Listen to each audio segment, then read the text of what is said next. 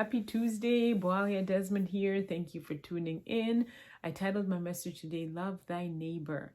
So today's message was just really a message that was brought on from observation. So I want you to ask yourself, when was the last time that you actually were in touch with people who have been isolated? Like maybe you've got a grandmother or you got a mother who's elderly or somebody is shut in, somebody that you have not seen physically in a long time.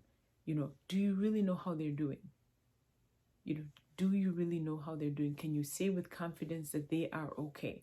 Because when I was reading about what the seriousness and the effects of isolation, and I mean it can bring on dementia in elderly people. Because obviously they're not talking as much since they don't have anybody to talk to, or if it's just a couple and they're elderly, they probably don't talk all day. They don't talk throughout the day.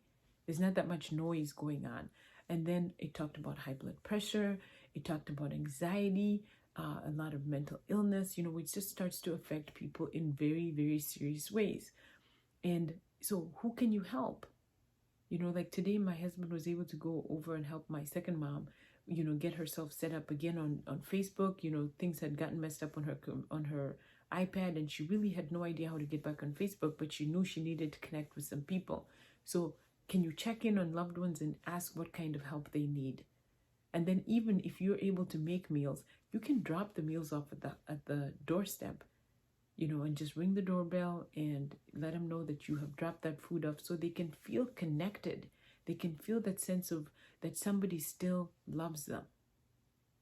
I just think about that. Now we're out and about, because our kids are playing basketball, and how wonderful and warm it is to see people again, to be able to hug real people and just have that connection once again, to say, hey, you know what?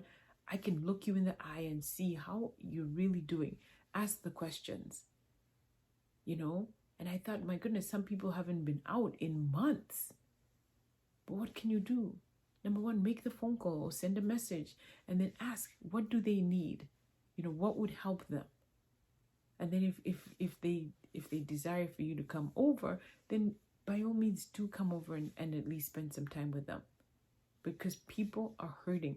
People are still uncertain. And some of them, the anxiety is just getting to them because they have no idea when this whole thing is going to end, when they're really going to be able to see their kids or their grandkids, and all that stuff starts to weigh in on people. So take the time to love on your neighbor. Love people. Who's your neighbor? It's anybody that you know. Whether they're related to you or not. Love them. Ask the questions. Check in on people.